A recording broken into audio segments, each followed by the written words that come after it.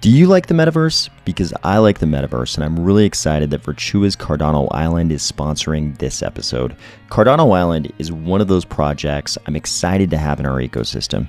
There are small, medium, and large plots, also condos, plans for 4 main sections, different zones and districts, fan caves to display NFTs, 6 different land resources, land bots, non-player character slots, slots for our Cardano Summit 2021 NFTs, other games, and lots more features. I bought a large plot on Cardano Island, and I can't wait to be on my land to see what this becomes. Check out cardano.virtua.com or click the link below. Lots of people are on pins and needles right now. The Ethereum merge has been scheduled for next month, and it's unclear whether Cardano's Vassal upgrade will bring us Plutus 2.0 first, or the merge will bring us what we used to call Ethereum 2.0 first. Like a US presidential election, there's nothing better than a two-party race, binary with one winner and one loser. That would be fun, but that's actually not what's going on here. In reality, Ethereum stealthily conceded this race some time ago, and the merge isn't bringing us Ethereum 2.0 at all. It's completely missing the one ingredient that would have made it a real contender in this race against Cardano. Ready? Let's go.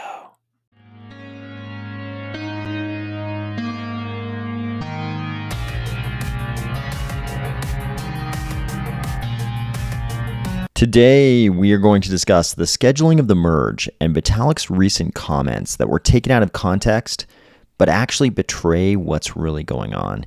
The release of Cardano Node 1.35.3, some very interesting assertions about the tax implications of the merge, and a much more extensive unveiling of the Pavia Plaza. If you were confused by this image, not because there's modern day chariot racing, but by the weird spread eagle position of the jockeys, it's like, hey ladies, look over here. There's the horse, and then there's the stallion. Or if you're finding value in these videos each weekday, please consider delegating to the Army of Spies stake pool, ticker AOS. Probably the best way to explain exactly what very important piece is missing from the merge is to explain what was discussed today. And that was this quote from Vitalik at a conference. It was quoted like this: "In order to fulfill the Ethereum vision, we want to have much lower transaction fees. We want to be able to support 50,000 transactions per second somehow. If it's not done in a way that's decentralized, it's going to be done in a way that's centralized." So Vitalik did actually say this. But what you have to remember with any quote of anyone in crypto is that crypto is a very tribalistic place. And extremely tribalistic places are prone to, I don't want to say intellectual dishonesty, but let's just say intellectual dishonesty. Because if you go to the actual video, you're going to find out that we have been deceived. A lot of people, both in the Cardano ecosystem and outside of it, read that quote. And of course, they came to the logical conclusion that Vitalik was saying, hey, we need to achieve scaling, whether we do it via decentralized means or centralized means. That's not at all what he was saying. What he was saying was, listen, here's why sharding is so important.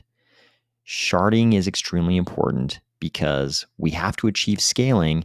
And if we don't achieve scaling via decentralized means, then somebody is going to scale our ecosystem via centralized means. He was trying to let people know how important it is that they one day achieve sharding, in his opinion. And this is kind of in conflict with, other development goals. There's lots of things that people want to do in Ethereum.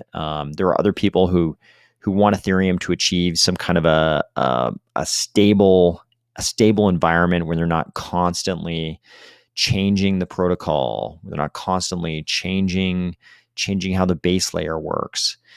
But he was trying to explain to people, listen, we want to hit these very high TPS rates one day. We want to be able to scale that's why sharding is so important. And this was a 45-minute long presentation. And throughout the presentation, he was kind of telling people like, look, eventually we need to hit some kind of a stable environment in Ethereum where we're not constantly changing things. But at the same time, we're going to have to pick and choose what short-term and long-term goals we need to hit. For him, sharding is one of those goals.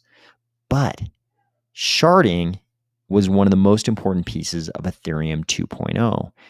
Back from the early days when they first started talking about this Ethereum 2.0 thing, which was the move to proof of stake and sharding. It was always those two things. Sharding was an integral piece of Ethereum 2.0. It's been a long time now since Vitalik came out and said, hey, let's not call it Ethereum 2.0 anymore. Let's call it the merge. We covered that on this channel.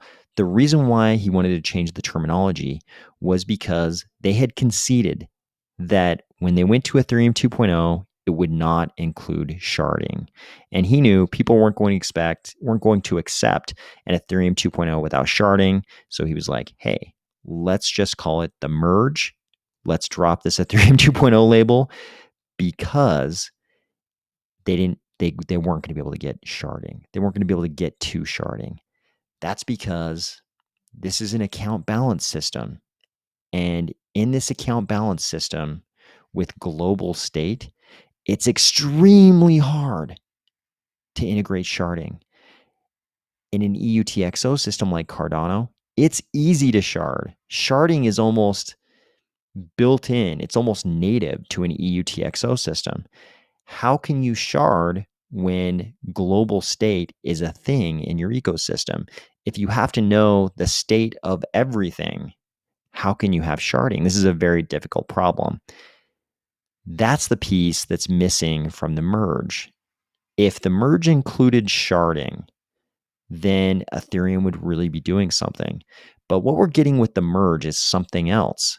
We're getting a change in Sybil control mechanisms. We've talked in the last month about how proof of stake and proof of work are really just Sybil control mechanisms. They're not even the consensus mechanism. They just decide who gets to participate in the validation. They're not about how you achieve consensus. They're just about who gets to make the next block. And it's good they're moving to proof of stake for environmental reasons.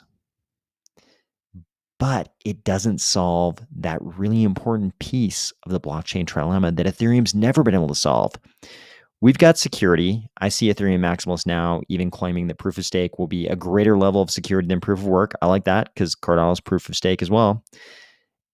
And they've got, questionable decentralization. Obviously not as good as Cardano. They're going to argue it's as good. I don't think it is based on how you count the validators. But the one piece they're not solving is the scaling piece. This has always been the problem with Ethereum. Fees are too high because they can't scale. That's the big problem with Ethereum. It hasn't been Sybil control. It's the fees because they can't scale. You could logically think to yourself, well, no, fees must be going down. I mean, they're moving from proof of work to proof of stake. That effectively disenfranchises all the miners. And they're installing this new class of stake pool operators, new proof of stake validators. If you're going to disenfranchise this whole class of people who were collecting the transaction fees previously, the gas fees, and installing this new class, surely you're telling the new class that they don't get to take all those same fees. Surely you're giving them a smaller deal and fees are going down, right? But in fact, it's not even doing that. If we come over here to ethereum.org, on their page, all about the merge, they have a special section about misconceptions about the merge, and they tell you straight up, misconception, the merge will reduce gas fees. False. Misconception, transactions will be noticeably faster after the merge. False. They say the merge is a change of consensus mechanism, which, as we've discussed, is not really true. We're really talking about, the Sybil control mechanism. The merge is a change of mechanism, not an expansion of network capacity, and will not result in lower gas fees. On the speed issue, false. Though some slight changes exist, transaction speed will mostly remain the same on layer one. So it's not going to make transactions faster. and it's not going to reduce gas fees. So we don't really have any scaling advantage, but we do have this. It is a change in monetary policy, and they will have disenfranchised the miners. In their place will come all of the ETH hodlers, all the people holding Ether. The people holding Ether will now soak up that money that previously was soaked up by the Ethereum miners. So the power has been completely usurped from the miners who previously validated the chain and got all the transaction fees, and it's being put in the hands of the Ether holders, which, if you're someone who's just in the coin holding game and not the blockchain validating game, that's certainly welcome stream of income, but it doesn't really improve anything on the chain as far as scaling goes. It doesn't make things faster. It doesn't reduce gas fees. It just changes the mixture of who gets the fees. Like we talked about, London results in some burning of fees, which they hope makes the chain deflationary. Again, they want number to go up. In fact, if you look at all of this in sum, what we've got here is a bunch of things that seem designed only to make number go up. Sure, you kind of solve the environmental problem that I think people are downplaying right now. I think the environmental problem is really big for proof of work chains. For Bitcoin, this is a serious problem. And we even see some Bitcoin maximalists who tried to defend for a year or more, tried really hard to defend the anti-environmental thesis against Bitcoin. And they're sort of, at least one of those, the most prominent of those guys, is kind of retiring from the Bitcoin maximalist game, publicly and dramatically. He's stepping out of that because I think they see that's going to be a losing battle. Ethereum kind of preemptively solved that problem for themselves while the environmental spotlight was kind of on Bitcoin, but that's the only real problem they solved here. Sure, you could say they have to go to proof of stake as part of the long-term strategy to achieve sharding, but they've really only changed this they've only accomplished this disenfranchisement of the miners and this change in who gets the fee. That combined with the new burning mechanics is kind of all that's going on here. Of course, you can come up with all kinds of arguments about how proof of stake was a necessary preliminary step so that they can more optimally make use of things like roll-ups and achieve scaling that way. But we already know that. We already know that proof of stake is better in Cardano. That's why we're proof of stake. That's why we've been proof of stake for years. And all of these same things, anything you can do with proof of stake in terms of scaling in Ethereum, you can do in Cardano. And in the case of maybe the most important thing, sharding, you can do it much better in Cardano's EUTXO system. And in fact, you notice up here at the very top of this page, when they give us the highlights of the merge, the things they identify are sharding. This sets the stage for future scaling upgrades, including sharding and the better environmental situation. Those are the only two things they specifically identify. This tells you how important sharding is. And that's the one piece they don't have in this merge. They don't have the sharding piece. That's somewhere down the road. Nobody knows when that's going to happen. But in Cardano, we don't have these scaling problems. And we can do all these things just as easily or more easily in the case of sharding. The real race has always been the blockchain trilemma. You've got decentralization, because they made the fundamentally flawed decision to employ slashing as opposed to using incentives like modern proof-of-stake blockchains. Ethereum's created a situation where they inevitably see the rise of something like Lido, a staking derivatives platform, which creates huge centralization problems for them after the merge. So they haven't improved decentralization. Maybe they've gone backwards on that one. And then right here in this document on this website, you see they tell you, are gas fees going to go down? False. Will transactions get faster? False. So it's hard to make a case that the merge improves scaling. So maybe decentralization gets worse. Maybe scaling looks like no progress that I can detect. You've got security. They hope that's unchanged. They claim that's improved, maybe, but they don't make any progress on the really big one they need to make some progress on, that they admit they need to make progress on, which is the scaling thing. and they don't seem to do any better on decentralization. I think they've got decentralization problems both before and probably maybe even worse after the merge, but definitely still some decentralization problems. So the merge seems to be a move aimed more at number goes up and less at winning the real race. There are also scary discussions like this one going on. This post says the Ethereum merge will be the greatest taxable event to ever happen in blockchain history. So I think everyone is approaching this Ethereum merge event thinking, hey, right now we've got a proof of work blockchain and we've got this beacon chain. And then after the merge, there will just be this proof of stake blockchain. There's no new coins. This is a soft fork.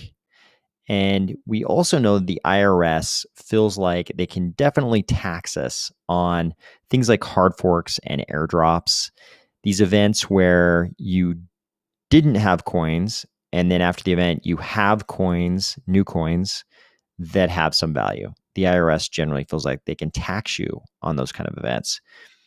And the Ethereum, I think the Ethereum holders are going into the merge thinking that that's not going to be the case.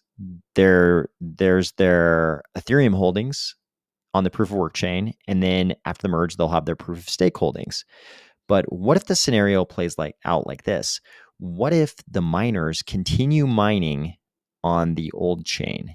What if the old chain continues to exist, and all of a sudden the Ethereum holders have these coins on the proof of stake chain going forward, but they also still have the coins on the proof of work chain because the miners kept mining and the old chain still exists.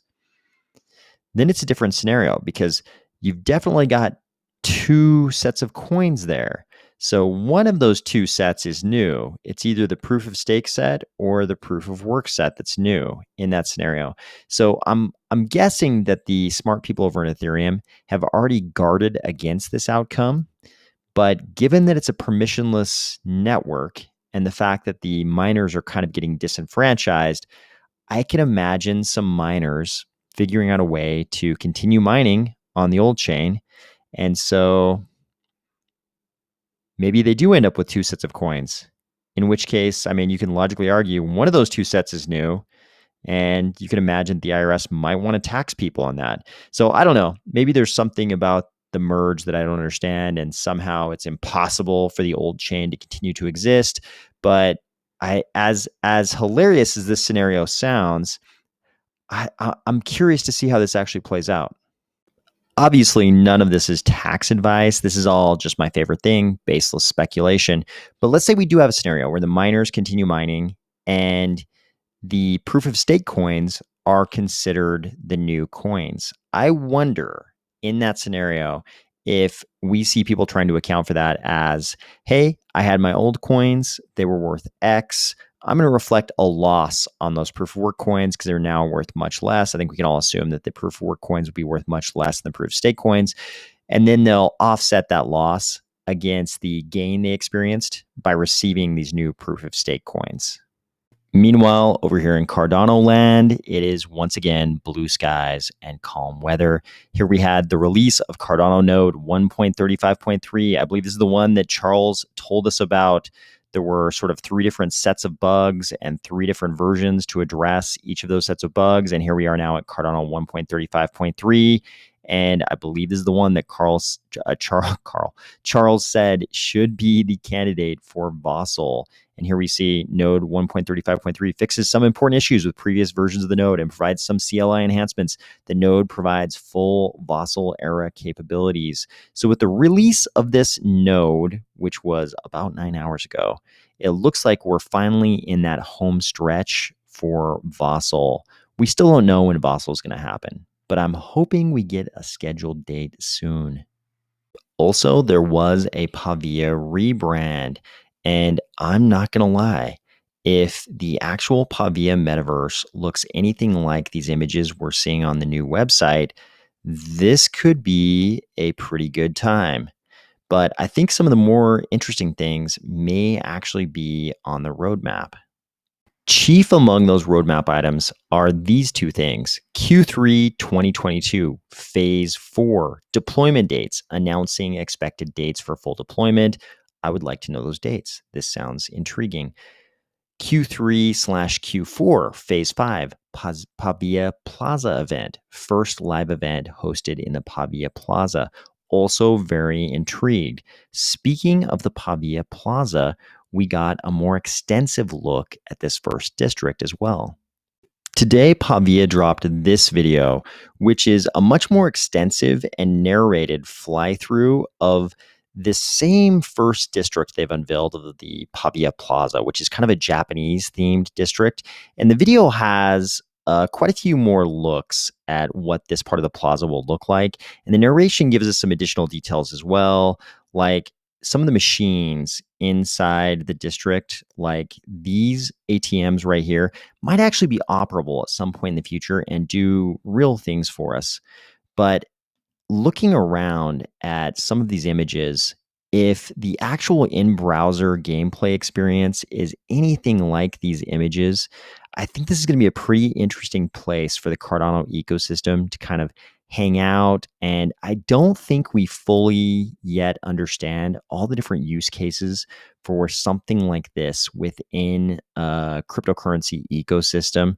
So I'm intrigued to see what the Cardano community does with a virtual place like this Pavia.